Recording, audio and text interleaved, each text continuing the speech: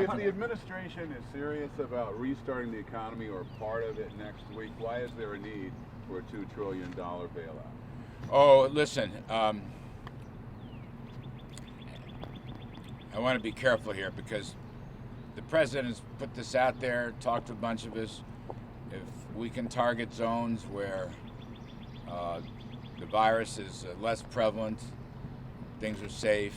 We're not abandoning the health professionals' advice, but there is a clamor to try to reopen the economy and perhaps I'll call it less of a shut-in. And so that's one piece. That's yet to be determined, but it's one piece that's being looked at.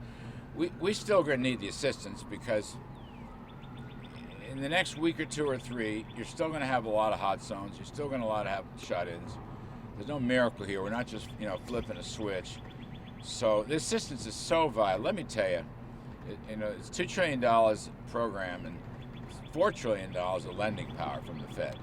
That's a $6 trillion package. And by the way, the Fed can't act fully unless we pass phase 2 because phase 2 contains the increase in the exchange stabilization fund, which is the equity piece for the Fed lending.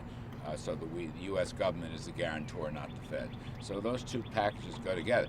$6 trillion, by the way, is about almost a third of the economy. It's a very big number and covers, as you know, small businesses, payrolls, unemployment, and so forth. So we need that. We need that, and that, in effect, will hopefully, perhaps the word is bolster or maintain the economy.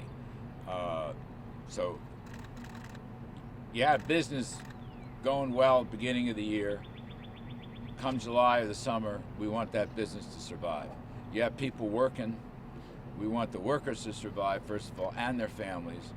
But in order to keep a good job, you got to have good company, right? So the whole thing works together. So it's not either or. You phase in with some people who are less sick or something like that? It could be. I don't want to get detailed because we don't have the detail. It could be a phase in. We will be looking at all that. Yeah. What's the timeline for doing I don't want to put a time on it. Larry, you said that you're on many G20 calls. Has there been any discussion about the dollar being disorderly or any kind of global coordination and intervening? We haven't had a G20 call yet. Larry, what about, but have you discussed this recently with G7 and G20? Those G20 finance ministers, central bankers are in constant consultation and coordination. Larry, what about I'm sorry, go ahead, ma'am. Social distancing from shelter in place. Sorry? How many weeks of social distancing, shelter in place orders or stay-at-home orders are doable from your? I don't want to I don't want to hang numbers. That you really have to talk to the to the health people on that. I don't. That's not my role. It's not. It's outside my lane. It's just outside my lane. Yeah. Thanks, Larry. When you talk about potentially reopening the economy, practically speaking, what can the federal government do to enable that? Because right now it's a lot of the governors at the state level who are putting in policies throughout their states. So practically speaking, what can the executive branch do to reopen the economy? Guidance, probably the best way to put it at this stage. Guidance. The governors are doing a great job, right?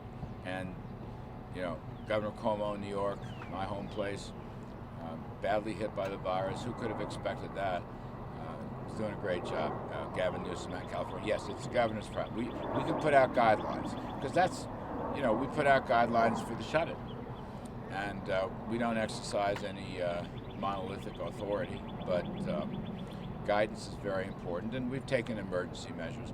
So we're all working together on this. I have to be vague right now because this is just an idea that's beginning to build. Is it worth opening up the economy at the expense of public health? I don't see it that way. I think that public health includes economic health. That's the key point. And it's not either or. It's not either or. And that's why we're taking a fresh look at it. Just one more, and I got to get back in. Hello. Nice to see you. How are you? Good. Do you have an update on what numbers you're expecting to see for GDP or even? I've never, I've avoided that. I'll continue to avoid it. It's going to be rough. We know that. It's going to be a big challenge. Been saying that for weeks and weeks. We will see. I'm going to leave it be. But I will say this. If we can get this package, we'll be setting the stage for a good rebound in the second half of the year. That's our thinking. That's what this package will undergird workers and families, Main Street, small businesses. The banks are in good shape, gratefully. So we'll see. But that's why we've got to keep those payrolls up and keep the small business in place to the best of our ability. That's why I need this package. Just vote on it. I mean, my message is please just vote it through. Get it done. Yes, ma'am. Didn't mean it. What about the idea of letting people under 40 and in those younger age groups go back to work sooner? Is that under consideration? I don't want to be specific. That's logical. You got some old codgers who are pretty healthy too. I don't want to mention any names. I don't want to, outguess them. It's going to be their call. But I know that, sort of come back to your question that, good public health also requires a good economy, and each has its priorities. I get that. It's not either or. It is not either or. The two have to work together. Let me jump. I got to go. Thanks, Thank Larry. you. Have a good day. Thank you.